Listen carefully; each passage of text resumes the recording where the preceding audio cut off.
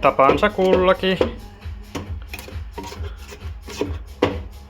Termospullolla, kun ei oo sekoitinta, niin tälleen ajattelin painella nää muussiksi.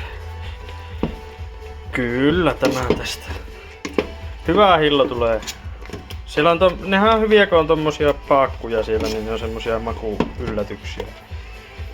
Vai siis mä tässä kokkailen tää ruokaa, niin siis mulla oli vähän kiire tämän kastikkeen kanssa. Kun kaikkea muutakin tässä häsläsin samalla, niin mulla sitten meinasi jäädä kiinni pohjaan noin makaronit tuolla, niin mä vähän lujasti painoin niitä ja hinkkasin tuolta, niin suoraan tonne kiehuvaan veteen tämä käsi. Vähän kipristelee.